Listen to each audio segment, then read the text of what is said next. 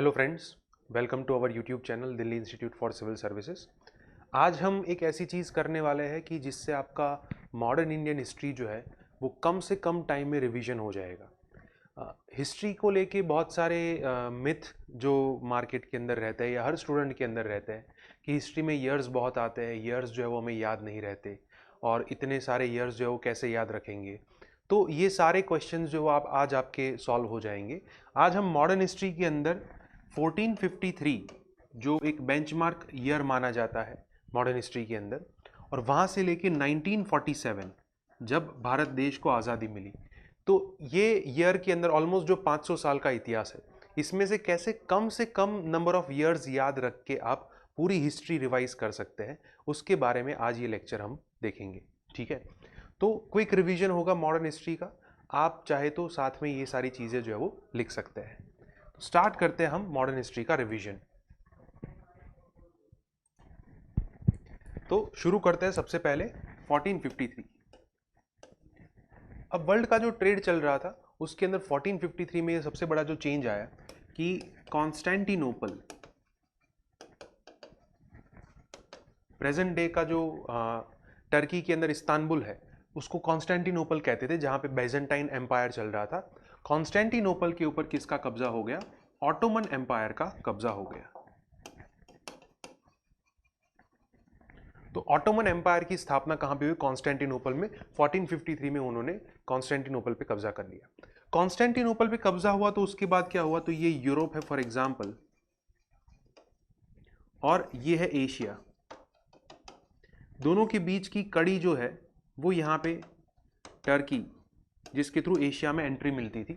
तो कॉन्स्टेंटिनोपल पे ऑटोमन्स का कब्जा आने से ये रास्ता जो है वो बंद हो गया इन द सेंस यहाँ से गुड्स एंड सर्विसेज जो यहाँ पे जा रही थी, यूरोप तक जा रही थी, वो बहुत ही महंगी हो गई। तो अब यूरोपियन कंट्रीज जो है उनको एक नई चीज ढूंढनी पड़ेगी कि इंडिया जाने का नया रास्ता जो है वो ढूंढना पड़ेगा। खास करके किसको ढूंढना पड़ेगा? वेस्टर्न यूरोपियन कंट्रीज को ढूंढना पड़ेगा। तो 1453 में कॉन्स्टेंटिनोपल पे कब्जा किया ऑटोमन एम्पायर ने, जिससे एक नए रास्ते ढूंढने की जरूरत पड़ी। 1498 से स्टार्ट होता है arrival of Europeans in India. 1498 में सबसे पहले कौन आते हैं? पोर्टुगीज आते हैं। पोर्टुगीज आते हैं, आप सबने पढ़ा होगा कि वास्को डी गामा जो है इंडिया में एंटर होता है, और आते ही उन्होंने सबसे पहला जो इंपॉर्टेंट काम किया 1510 के अंदर, पोर्टुगीजों ने गोवा पे कब्जा कर लिया। ठीक है, गोवा जो बीजापुर सुल्तान के पास था, उनके पास से गोवा इन्होंने ले लिया।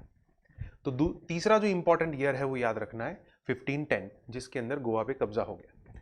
फिर उसके बाद पोर्टुगीजों का ट्रेड एंड कॉमर्स जो है वो चलता रहा। 1600 के अंदर ब्रिटिश ईस्ट इंडिया कंपनी जो है वो एस्टैब्लिश होती है।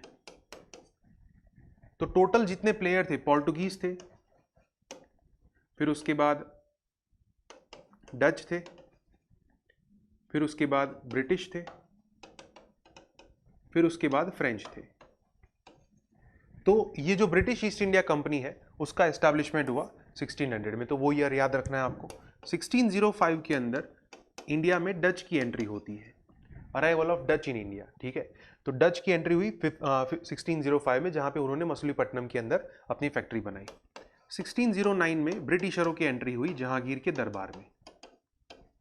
ब्रिटिशरों की एंट्री, कैप्टन थॉमस रॉ जो है वो कहाँ पे आते हैं? जहांगीर के दरबार में 1609 में। यहाँ से इनका ट्रेड एंड कॉमर्स जो चलता रहता है, किसका किसका? पोर्टुगीज का, डच का, ब्रिटिश का। फिर उसके बाद पोर्टुगीज पावर जो है वो अब धीरे धीरे वीक पड़ने लगता है, उसकी कुछ गलतियों की वजह से। 1636 जब पोर्टुगीज जो थे उन्होंने एक अटेम्प्ट लगाया बंगाल पे कब्जा करने का, बंगाल पे कब्जा करने की कोशिश की, लेकिन वो फेल रहे 1636 में।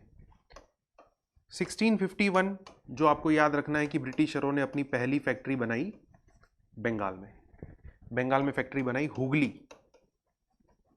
किसने बनाई? ब्रिटिशरों ने बनाई। तो बंगाल में एक एंट्री लेने की कोशिश की पोर्टुगीजों ने, जो फेल रहे वहां पे। ब्रिटिशरों ने वहां पे फैक्ट्री बना दी है। 1662 इंपॉर्टेंट इसलिए है, ब्रिटिशर्स और पोर्टुगीज दोनों के बीच में ट्रिटी साइन हुई, मैट्रिमोनियल अलायंस, जिसके थ्रू बॉम्बे पोर्ट जो है वो पोर्टुगीजों ने किसको दे दिया? ब्रिटिशरों को दे दिया डाउरी में। 1667 जो डच प्लेयर है उनके साथ स्ट्रेटेजिक अलायंस साइन हुई ब्रिटिशरों की, तो अब डच प्लेयर जो है वो आउट हो गए। यहां पे 1662 में पोर्टुगीज जो है वो आउट हो गए, तो अब बचा कौन? सिर्फ ब्रिटिशर्स। एंड 1664 के अंदर फ्रेंच ईस्ट इंडिया कंपनी जो है वो एस्टैब्लिश होती है। ठीक है, तो ब्रिटिशर एंड फ्रेंच ये दो लोग जो है वो बचे हैं इंडिया में ट्रेड एंड कॉमर्स करने के लिए। 1686 ब्रिटिशरों ने भी अटेम्प्ट लगाया बंगाल पे कब्जा करने का, अटेम्प्ट टू कैप्चर बंगाल, पर ब्रिटिशर जो है वो भी फेल रहे। औरंगजेब जो है वो काफ़ी पावरफुल राजा था, औरंगजेब ने उनको वहाँ से भगा दिया। ठीक है, तो अब ये ब्रिटिशर्स वगैरह जो है वो क्या कर रहे हैं? सिर्फ ट्रेड एंड कॉमर्स कर रहे हैं। दूसरी ओर इंडिया में मुगल एम्पायर चल रहा है। मुगल एम्पायर के अंदर हमको पता है कि बाबर, हुमायूं, अकबर, जहांगीर, शाहजहां और औरंगजेब, ये 6 पावरफुल राजा माने जाते मुगल एम्पायर के। हुआ ये कि 1707 में औरंगजेब की डेथ हो गई, डेथ ऑफ औरंगजेब। और औरंगजेब के बाद लेटर मुगल्स जो है वो उतने पावरफुल नहीं थे, तो यहाँ से मुगल एम्पायर का डिक्लाइन जो है वो स्टार्ट होता है।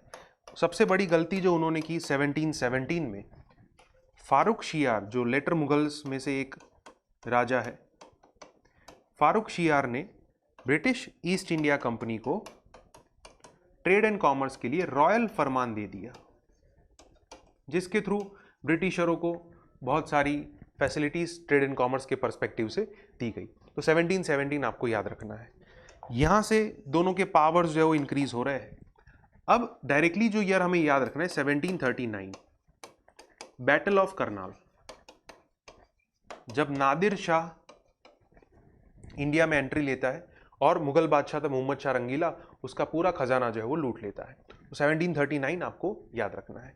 और एक तरफ 1740s में जो स्टार्ट होता है वो है एंग्लो कैर्नेटिक वॉर्स, एंग्लो कैर्नेटिक वॉर्स। तो एंग्लो कैर्नेटिक वॉर्स जो है वो ब्रिटिश एंड फ्रेंच पावर के बीच में हो रहा है। 1739 में मुगलों की वीकनेस जो है वो रिवील हो गई और 1740 से ब्रिटिश एंड फ्रेंच अपना पावर एस्टैब्लिश करने के लिए कहाँ पे लड़ रहे हैं? कैर्नेटिक, जो प्रेजेंट डे का तमिलनाडु का कोस्टल एरिया है, वहाँ पे जो राज्य था कैर्नेटिक, तो उसको हम कहेंगे एंग्लो कैर्नेटिक वॉर्स 1740s के अंदर। तो वो आपको याद रखना है। फिर उसके बाद जैसे ही कैर्नेटिक की एंग्लो कैर्नेटिक वॉर्स खत्म होते हैं और उसमें अंत में 3 एंग्लो कैर्नेटिक वॉर होते हैं, उसमें पहला है बैटल ऑफ सेंट थोम, दूसरा है बैटल ऑफ अंबर और तीसरा है बैटल ऑफ वॉन्डीवॉश। और इस 3 वॉर के अंदर अंत में विजय कौन बनता है? Britishers, British east India company. तो यहां से ब्रिटिशर का एक एम्बिशन जो है फुलफिलमेंट का पीरियड जो है वो स्टार्ट होता है और नेक्स्ट उन्होंने जो अपना टारगेट बनाया, यहां तक का जो चीज है उसको हम मॉडर्न इंडिया में फर्स्ट चैप्टर कहते हैं, advent of Europeans. Second chapter start होता है ब्रिटिश कॉन्क्वेस्ट ऑफ इंडिया 1757 से, जब हुआ बैटल ऑफ प्लासी, ब्रिटिशरों का जो पहला टारगेट बना बंगाल। उसके बाद 1764 बैटल ऑफ बक्सर, जिसके थ्रू फाइनली ब्रिटिशरों के हाथ में बंगाल के ऊपर कब्जा आ गया। बैटल ऑफ बक्सर के बाद 2 चीजें 1765 में देखने को मिलती है। एक चीज है ड्यूअल गवर्नमेंट इन बंगाल और दूसरी चीज है ट्रीटी ऑफ इलाहाबाद। तो ये 2 इंपॉर्टेंट चीजें 1765 में घटती है। फिर उसके बाद ब्रिटिशरों के हाथ में अब बंगाल जो है वो आ गया है। बंगाल के बाद उनका जो सेकेंड टारगेट बना वो था मैसूर। तो 1767 एंग्लो मैसूर वॉर जो है वो स्टार्ट होते हैं। पहले वॉर के अंदर हैदर अली जो है वो मैसूर का राजा था, उन्होंने अपनी डिप्लोमेटिक स्किल्स को इस्तेमाल करके ब्रिटिश ईस्ट इंडिया कंपनी को हराया। फिर उसके बाद साथ में ब्रिटिशरों का एक और टारगेट था मराठा राज्य। 1775 में फर्स्ट एंग्लो मराठा वॉर हुए, जिसके अंदर मराठाओं ने भी किसको हराया? ब्रिटिशरों को हराया। मीनवाइल इनके साथ जो पीस टाइम था 11 साल का वो खत्म हो रहा था और 1780 में ये वॉर जो है वो खत्म हुआ 1769 में। 1780s में स्टार्ट हो गया फिर से सेकेंड एंग्लो मैसूर वॉर, जिसके अंदर हैदर अली की डेथ हो जाती है। उसके बाद उसका राज्य जो है वो टीपू सुल्तान संभालता है 1782 से, और सेकेंड एंग्लो मैसूर वॉर जो है वो खत्म हो जाता है। फिर उसके बाद 1792 जो हमें याद रखना है, third Anglo Mysore war. Third Anglo Mysore war, और थर्ड एंग्लो मैसूर वॉर के अंदर टीपू सुल्तान की हार होती है। मीनवाइल मैं आपको यहाँ पे एक और ईयर बता देता हूँ 1761 विच इज़ वेरी इंपॉर्टेंट। उसमें दो इंपॉर्टेंट घटनाएं बनती है। पहला third battle of Panipat. Panipat के तीसरे बैटल के अंदर मराठा और अफगानी रूलर अहमद शाह अब्दाली के बीच में वॉर होता है, जिसके अंदर मराठाओं की हार होती है। तो थर्ड बैटल ऑफ पानीपत जो 1761 में हुआ, जिसमें मराठाओं की हार हुई, बहुत बड़ा लॉस हुआ मराठाओं को। और दूसरी जो घटना बनती है बैटल ऑफ वांडीवॉश, जिसमें ब्रिटिशरों ने फाइनली फ्रेंच पावर को एलिमिनेट किया। तो हम आ जाते हैं वापस 1792 पे, जब थर्ड एंग्लो मैसूर वॉर हुआ और जिसके अंदर टीपू सुल्तान की हार हुई। और 1799 जिसमें finally fourth Anglo Mysore war हुआ और जिसमें टीपू सुल्तान की डेथ हुई और मैसूर स्टेट जो है वो किसके हाथ में आ गया, ब्रिटिशरों के हाथ में आ गया। अब उनका जो नेक्स्ट टारगेट है वो है मराठा। तो तुरंत आपको याद रखना 1802 जिसके अंदर सेकेंड एंग्लो मराठा वॉर, और इस बार इस सेकेंड एंग्लो मराठा वॉर के अंदर ब्रिटिशरों की जीत हुई। उसके बाद आपको याद रखना 1819 जिसके अंदर थर्ड एंग्लो मराठा वॉर हुआ और जिसके थ्रू मराठा राज्य जो है वो किसके हाथ में आ गया, ब्रिटिशरों के हाथ में आ गया। तो 1819 में अब ब्रिटिशरों के पास 3 राज्य पड़े हैं, बंगाल, मैसूर एंड मराठा।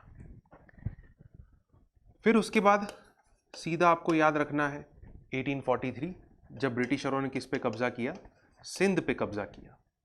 फिर उसके बाद 1849 जहाँ पे ब्रिटिशरों ने किस पे कब्जा किया, पंजाब पे कब्जा किया। पंजाब के अंदर भी 2 एंग्लो सिख वॉर होते हैं, फर्स्ट एंड सेकेंड। और फिर याद रखना है डायरेक्टली 1856 जिसके अंदर ब्रिटिशरों ने किस पे कब्जा किया, अवध पे कब्जा किया through the policy of annexation by Lord Dalhousie. तो कुछ इस तरीके से ब्रिटिश कॉन्क्वेस्ट ऑफ इंडिया का चैप्टर जो है वो खत्म होता है, जो स्टार्ट हुआ था 1757 से और खत्म होता है 1856 पे। टोटल ये 100 साल का टाइम पीरियड है जिसके अंदर ब्रिटिशरों ने पूरे भारत पे कब्जा किया। इस 100 सालों के दरमियान जो अलग अलग गवर्नर्स आए, ब्रिटिश ईस्ट इंडिया कंपनी के जो अलग अलग गवर्नर है उसमें से टोटल 7 गवर्नर जो है वो पढ़ने इंपॉर्टेंट है। ये 7 गवर्नर ने मिलके ये ब्रिटिश कॉन्क्वेस्ट ऑफ इंडिया का फेज जो है वो अचीव किया है। सबसे पहला है रॉबर्ट क्लाइव, जिसको श्रेय मिलता है बंगाल का। फिर उसके बाद है वॉरेन हेस्टिंग्स, जिसके टाइम पे मराठाओं के साथ प्रथम एंग्लो मराठा वॉर हुआ था, फर्स्ट एंग्लो मराठा वॉर। फिर उसके बाद आता है कॉर्नवालिस, जो थर्ड एंग्लो मैसूर वॉर के अंदर जीत मिली वो कॉर्नवालिस की वजह से मिली। फिर उसके बाद आता है वेलेस्ली। वेलेस्ली जो है वो सब्सिडियरी अलायंस की सिस्टम लेके आया था, तो मेन याद रखना है यहाँ पे सब्सिडियरी अलायंस। फिर उसके बाद लॉर्ड हेस्टिंग्स। जो थर्ड एंग्लो मराठा वॉर हुआ वो इनके टाइम पे हुआ, तो मराठाओं पे कब्जा करने का श्रेय किसको मिलता है, लॉर्ड हेस्टिंग को। फिर उसके बाद आते हैं William Bentinck. William Bentinck was known for the reforms, socio cultural reforms, socio religious reforms. तो इनके टाइम पे कुछ इंपॉर्टेंट चीज़ें आती जैसे abolition of Sati system, abolition of female infanticide. फिर उसके बाद मैकॉलेज माइन्यूट 1835, ये चीज़ें आपको याद रखनी है। और फिर लास्ट में आता है लॉर्ड डेलहाउसी। लॉर्ड डेलहाउसी का टाइम जो है वो 1848 से लेके 1856 तक का है। तो अवध पे कब्जा करने का और पंजाब पे कब्जा करने का श्रेय किसको किसको जाता है? लॉर्ड डेलहाउसी को जाता है। इनके टाइम पे जो इंपॉर्टेंट चीज आपको याद रखनी है वो है Wood's Despatch, which was also related to education, 1854। तो कुछ इस तरीके से यहाँ पे ब्रिटिशरों के हाथ में पूरा भारत आया और इस चीज का रिएक्शन आया 1857। 1857 में क्या हुआ? रिवॉल्ट। तो रिवॉल्ट ऑफ 1857, रिवॉल्ट के बाद जो चीज हुई, company rule was replaced with the crown rule. तो 1858 जिसमें आया गवर्नमेंट ऑफ इंडिया एक्ट, जिसके थ्रू गवर्नर की पोजीशन जो है वो रिप्लेस करके अब कौन से पोजीशन में कन्वर्ट की गई? वाइसरॉय के पोजीशन में कन्वर्ट की गई। तो यहां से जो पीरियड स्टार्ट होता है उसको हम कहते हैं क्राउन रूल। 1858, फिर उसके बाद 1861 इंडियन काउंसिल एक्ट, जिसके थ्रू इंडिया को सबसे पहली बार अपना खुद का लेजिस्लेचर मिला। इंडिया को सबसे पहली बार अपना लेजिस्लेचर मिला और इस लेजिस्लेचर के अंदर सिर्फ 12 मेंबर थे, वो भी सारे के सारे ऑफिशियल ब्रिटिश मेंबर थे और हमको कुछ ज़्यादा मिला नहीं। तो इसलिए हमारी ओर से जो सबसे पहला रिएक्शन आया 1866, जिसमें दादा भाई नौरोजी ने ईस्ट इंडिया एसोसिएशन बनाया लंदन में। वो उनकी एक रीजनल पॉलिटिकल पार्टी थी। दादा भाई नौरोजी ने ईस्ट इंडिया एसोसिएशन बनाया लंदन के अंदर एज अ रिएक्शन कि हमें ये दोनों एक्ट से कुछ ज़्यादा फायदा नहीं हुआ। और दादा भाई नौरोजी ने जैसे ही पार्टी बनाई, आप देखेंगे कि इंडिया में अलग अलग जगह पे रीजनल पॉलिटिकल पार्टीज का उदय होता है और ये चीज़ चलती जाती है 1876 तक। 1876 से 1880 का जो टाइम है वो लॉर्ड लिट्टन का टाइम है। लॉर्ड लिट्टन ने अपनी जो पॉलिसीज बनाई, जिसकी जैसे उसमें से जो खास है वर्नाक्यूलर प्रेस एक्ट, उसकी वजह से यहाँ पे एक नेशनलिज्म जो है वो पैदा हुआ। नेशनलिज्म बहुत सारे फैक्टर्स की वजह से पैदा हुआ, उसमें से एक फैक्टर है लॉर्ड लिट्टन की पॉलिसीज, जिसमें एक था वर्नाक्यूलर प्रेस एक्ट, जिसने लोकल लैंग्वेज के जो न्यूज़पेपर थे उसके ऊपर प्रोहिबिशन लगाया। फिर इस पॉलिसीज को रिवर्स करने के लिए आया 1880 से 1883 लॉर्ड रिपन। तो लॉर्ड रिपन जो है इस लॉर्ड लिट्टन की पॉलिसीज को रिवर्स करने के लिए आया था। लॉर्ड रिपन के टाइम पे भी कुछ अच्छे पॉइंट्स जो है वो आप याद रख सकते हैं, जैसे हंटर कमीशन है, फिर उसके बाद लोकल सेल्फ गवर्नमेंट का रिजोल्यूशन है। लेकिन 1883 का ईयर जो है it is very important and a benchmark year. 1883 में टोटल 3 घटनाएं बनती है। सबसे पहली घटना जो बनती है वो है Ilbert bill controversy, which is very important incident. आप लेक्चर के अंदर पढ़े होंगे ये सारी चीज़ें। इल्बर्ट बिल कंट्रोवर्सी जो है it is very important, UPSC ने प्रीलिम्स में इसके ऊपर से क्वेश्चन पूछ के रखा है ऑलरेडी। फिर उसके बाद national conference by Surendranath Banerjee and Anand Mohan Bose, दोनों ने मिलकर नेशनल कॉन्फ्रेंस सारी रीजनल पॉलिटिकल पार्टीज को इकट्ठा किया। और फिर उसके बाद बना all India fund for political agitation, कि ये सब लोग जो अभी पॉलिटिकल एजिटेशन करेंगे, जो अपना पॉलिटिक्स या नेशनलिज्म को स्ट्रांग बनाएंगे, तो फंड की ज़रूरत पड़ेगी, तो वो फंड एस्टैब्लिश हुआ all India fund for political agitation. तो 1883 में ये इंपॉर्टेंट 3 घटनाएं बनती है और इसी के रिजल्ट के तौर पे 1885 में बनता है इंडियन नेशनल कांग्रेस। तो 1885 में क्या बना? Indian national Congress. Indian national Congress बना तो उसके 3 फेजेस है। पहला जो फेज है वो मॉडरेट फेज है।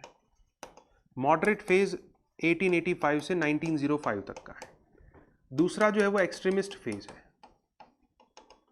एक्सट्रीमिस्ट फेज जो है वो 1905 से 1919 तक का है। और तीसरा जो है वो गांधीयन फेज है, जो 1919 से 1947 तक का है। ठीक है, तो इंडियन नेशनल कांग्रेस के टोटल 3 फेजेस है। पहला फेज जो है वो मॉडरेट का है। इसके अंदर आपको एक ईयर जो याद रखना है वो है 1892।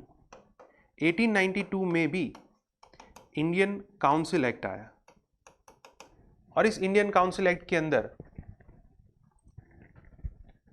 1892 के अंदर इंडियन काउंसिल एक्ट आया। इंडियन काउंसिल एक्ट के अंदर जो ऊपर वाला वर्जन था 1861 का, उसका थोड़ा अपग्रेडेड वर्जन था कि 12 से इंक्रीज करके 60 मेंबर किए गए, बट इंडियंस को हालांकि खास कुछ बेनिफिट मिला नहीं। तो यहाँ से ये जो मॉडरेट फिलोसॉफी है उसके ऊपर थोड़े डाउट्स होना स्टार्ट हो गए कि ये क्या ये फिलोसॉफी जो है हमें आज़ादी दिला सकती है कि नहीं दिला सकती। धीरे धीरे एक्सट्रीमिस्ट टेम्परामेंट जो है वो बिल्डअप होता है और एक्सट्रीमिस्ट का फेज जो है वो स्टार्ट होता है। इसी टाइम के दौरान यहाँ पे एक इंसान आता है लॉर्ड कर्जन, अंग्रेज़ों का एक वाइसरॉय, जिसकी पॉलिसीज़ की वजह से एक्सट्रीमिस्ट फेज जो है वो स्टार्ट होता है। तो 1905 का जो टाइम है इट इज़ वेरी इंपॉर्टेंट, क्योंकि 1905 में सबसे पहले हुआ partition of Bengal. Partition of Bengal का जो रिएक्शन हुआ उस रिएक्शन को हम कहते हैं स्वदेशी मूवमेंट। स्वदेशी मूवमेंट, और स्वदेशी मूवमेंट के तौर पे इंडियन नेशनल कांग्रेस का जो सेशन हुआ उस सेशन के अंदर गोपाल कृष्ण गोखले जो है वो प्रेसिडेंट थे, जिन्होंने एक्सट्रीमिस्ट आइडियोलॉजी जो है वो अपनाने से मना कर दिया। 1906 स्वदेशी मूवमेंट तो काफ़ी इंपॉर्टेंट थी, काफ़ी अच्छे से चल रही थी, लेकिन 1906 में हुआ ये कि एक नई पार्टी बनी मुस्लिम लीग, और मुस्लिम का जो सपोर्ट था स्वदेशी मूवमेंट में वो अब धीरे धीरे विड्रॉ हो रहा था। और 1907 में फाइनली सूरत में जो सेशन हुआ और मॉडरेट्स और एक्सट्रीमिस्ट के बीच में जो झगड़ा हुआ उसकी वजह से सूरत में स्प्लिट हुआ, सूरत स्प्लिट भी कहते हैं उसको, और सूरत स्प्लिट के अंदर मॉडरेट्स एंड एक्सट्रीमिस्ट जो है वो एक दूसरे से अलग हो गए। 1908 के अंदर जो मेन स्ट्रीम लीडर्स थे वो इसमें से आउट हो गए। तो 1908 के अंदर बाल गंगाधर तिलक जो है उनको जेल की सज़ा हुई, 6 साल की जेल की सज़ा हुई। फिर बिपिन चंद्र पाल जो है उन्होंने रिटायरमेंट ले ली। फिर उसके बाद लाला लजपत राय जो है वो विदेश चले गए। तो 1908 का टाइम पीरियड जो है वो इस टाइप का टाइम पीरियड है। 1908 से लेके 1914 तक का जो टाइम है, इस टाइम को हम कहते हैं first phase of revolutionary terrorism. इसको कहते हैं first phase of revolutionary terrorism, कि यहाँ पे इंडिविजुअल जैसे खुदीराम बोस जैसे लोग हैं, फिर बंगाल के अंदर अनुशीलन समिति है, तो ये सब चीज़ें जो है वो first phase of revolutionary terrorism के दौरान देखने को मिलती है। फॉरेन में जो गदर पार्टी का रिवॉल्यूशन है वो भी इसी फेज के दौरान देखने को मिलता है। 1914 में इंपॉर्टेंट घटना ये होती है कि तिलक जो है उनको जेल से रिलीज कर दिया जाता है और तिलक के द्वारा स्टार्ट होती है home rule league movement. Home rule league movement, ठीक है। तो home rule league movement start होती है यहाँ से। 1915 गांधी जी की एंट्री होती है इंडिया में। 1915 में जब गांधी इंडिया में आए तो उस टाइम पे होम रूल लीग मूवमेंट चली रही होती है।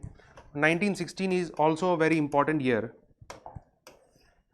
जब कांग्रेस का सेशन हुआ लखनऊ में और लखनऊ के अंदर लखनऊ पैक्ट साइन हुआ, और जो मॉडरेट्स एंड एक्सट्रीमिस्ट पहले अलग हो गए थे वो मॉडरेट्स एंड एक्सट्रीमिस्ट जो है अब एक हो गए।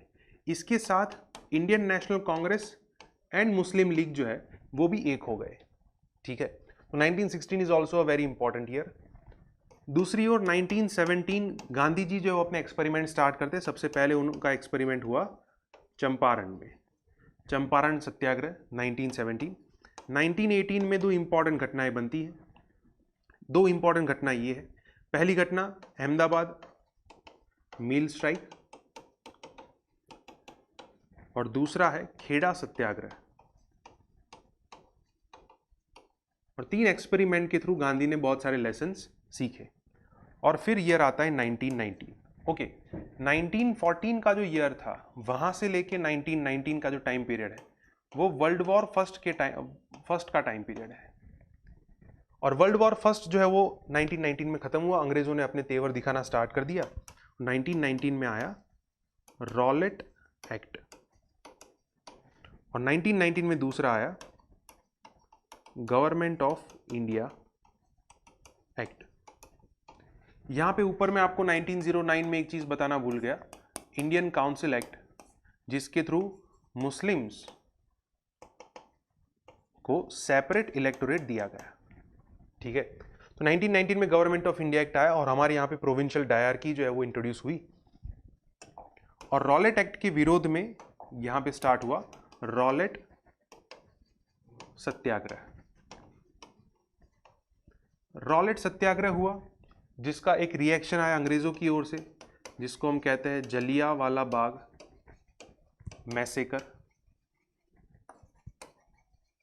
जलियांवाला बाग हत्याकांड हुआ जिसमें बहुत सारे इंडियंस मारे गए, और 1920 में स्टार्ट हुई नॉन कोऑपरेशन खिलाफत मूवमेंट। मुद्दे दो थे, एक नॉन कोऑपरेशन का मुद्दा था, एक खिलाफत का मुद्दा था। खिलाफत का मुद्दा इसलिए था क्योंकि टर्की जो है वो फर्स्ट वर्ल्ड वॉर में जो जर्मनी है उसकी साइड था, और टर्की के अंदर से जो खलीफा की सीट थी उसको अंग्रेज़ों ने उनके साथ काफ़ी बदतमीजी की, उनको डिसमेंबर किया गया, और इसकी वजह से खिलाफत भी एक मुद्दा नॉन कोऑपरेशन में जुड़ गया। 1922 चौरी चौराहा इंसिडेंट, जिसके थ्रू ये मूवमेंट जो है वो बंद करनी पड़ी, नॉन कोऑपरेशन मूवमेंट जो है वो बंद हो गई। फिर उसके बाद 1923 स्वराज पार्टी बनी, गांधी जो है वो जेल में चले गए, उनके पीछे स्वराज पार्टी बनी, कांग्रेस का एक नया फ्रैक्शन। और 1924 में गांधी जेल से बाहर आए, फर्स्ट टाइम उन्होंने अपनी लाइफ के अंदर कांग्रेस का सेशन जो है वो प्रिसाइड किया, बेलगाम सेशन, और यहाँ पे स्वराज पार्टी एंड जो नो चेंजर्स थे, गांधीवादी जो लोग थे, उन दोनों के बीच में उन्होंने मीडिएशन करवाया। 1924 से स्वराज पार्टी की गवर्नमेंट बनती कुछ प्रोविंसेस के अंदर, और फिर उस गवर्नमेंट कुछ इश्यूज फेस करती है, और उसके बाद जो 1924 से 1927 तक का टाइम है वो है second phase of revolutionary terrorism. यहाँ पे आपको भगत सिंह, चंद्रशेखर आज़ाद, राम प्रसाद बिस्मिल, इन सब की एक्टिविटीज़ जो है ये फेज़ में देखने को मिलती। एक्चुअल में देखने जाए तो ये 1930 तक चलता है, ठीक है। 1927 में इंपॉर्टेंट घटना आती है, साइमन कमीशन जो इंडिया में आता है। साइमन कमीशन के अंदर सारे मेंबर जो ब्रिटिशर थे, तो उसका विरोध करने के लिए यहाँ पे एंटी साइमन मूवमेंट स्टार्ट हुई, anti Simon movement. As a reaction ब्रिटिशरों ने हमको एक चैलेंज दिया कि अगर आप इतना ही विरोध करना जानते हैं तो आप अपना कॉन्स्टिट्यूशन जो है खुद बना के दिखाओ। तो 1928 हमने दिया नेहरू रिपोर्ट, 1928 में हमने दिया नेहरू रिपोर्ट। नेहरू रिपोर्ट के ऊपर कंसेंसस जो है वो डेवलप नहीं हो पाया। हमारे यहाँ पे जो कांग्रेस के अंदर इंटरनल डिस्कशन चल रहा था, उसके चलते हुए 1929 का लाहौर सेशन कांग्रेस का हुआ, जिसमें पूर्ण स्वराज रिजोल्यूशन जो है वो पास किया गया, पूर्ण स्वराज रिजोल्यूशन पास किया गया।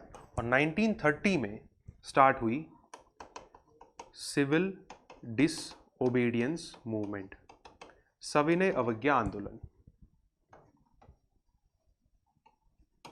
सिविल डिसओबीडियंस मूवमेंट जो 1930 में स्टार्ट हुई। दांडी मार्च से ये मूवमेंट जो स्टार्ट होती है। 1931 गांधी और लॉर्ड इरविन के बीच में पैक्ट हुआ, गांधी इरविन पैक्ट, जिसके थ्रू मूवमेंट को कुछ देर के लिए रोका गया। और फिर उसके बाद 1932 जब हमने राउंड टेबल कॉन्फ्रेंस में पार्टिसिपेट किया, तो वहाँ पे हमें जो धोखा मिला उसको कहते हैं कम्युनल अवार्ड। यहाँ की जो डिप्रेस्ड क्लासेस है उनको सेपरेट इलेक्टोरेट देने के लिए कम्युनल अवार्ड जो है वो ब्रिटिशरों ने प्रपोज किया, जिसके बेसिस पे गांधी और आम्बेडकर के बीच में जो समझौता हुआ उसको कहते हैं पूना पैक्ट, जिसके थ्रू आम्बेडकर ने अपनी कम्युनिटी के लिए जो रिजर्वेशन की पॉलिसी होती है वो एक्सेप्ट कर ली, सेपरेट इलेक्टोरेट की डिमांड जो है वो छोड़ दी। और फिर डायरेक्टली आता है 1935, जिसमें फिर से गवर्नमेंट ऑफ इंडिया एक्ट आया। और इस गवर्नमेंट ऑफ इंडिया एक्ट का जो मेन प्रोविजन था वो था provincial autonomy, provincial autonomy.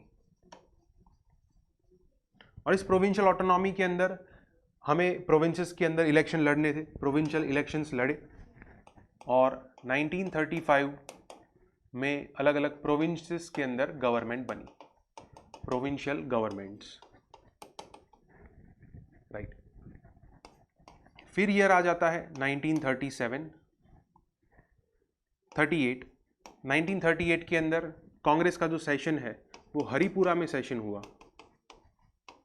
Haripura session के अंदर सुभाष चंद्र बोस जो है वो प्रेसिडेंट बने। यहाँ से बोस की आइडियोलॉजी जो कांग्रेस में थोड़ी पॉपुलर हुई।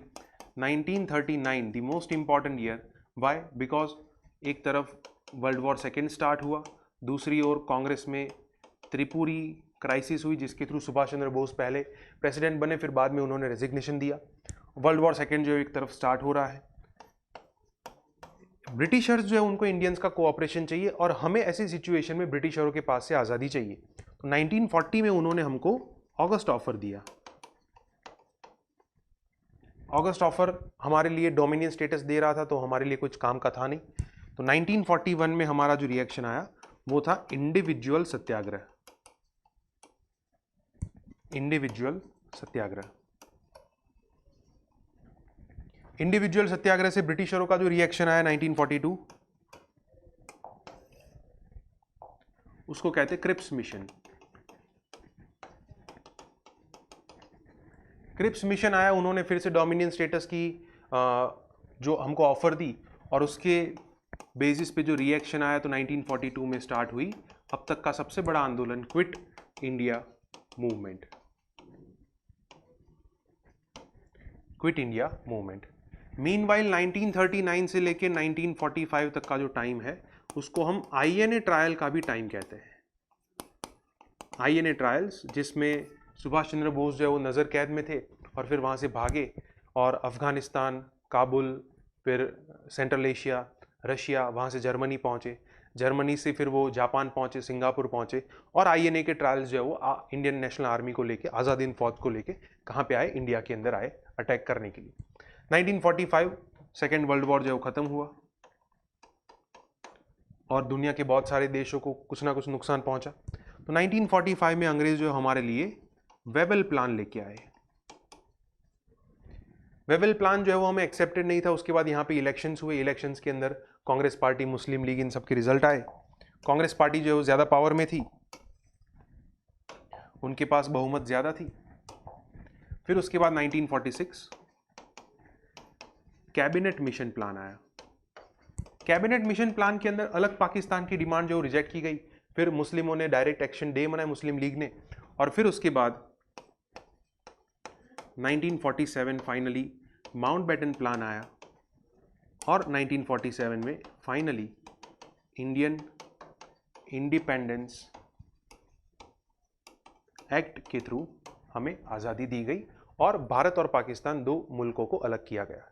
ठीक, तो जैसा कि हमने देखा कि हमने स्टार्ट किया था 1453 से और अब है 1947, इतने ऑलमोस्ट 500 साल का इतिहास जो है वो आप कैसे इजीली रिवाइज कर सकते हैं, कैसे शॉर्ट टाइम के अंदर याद रख सकते हैं, वो मैंने आज आपको दिखाया। आई होप आपको वीडियो पसंद आया होगा। वीडियो अगर पसंद आए तो लाइक कीजिए, कमेंट कीजिए और शेयर कीजिए। Thank you.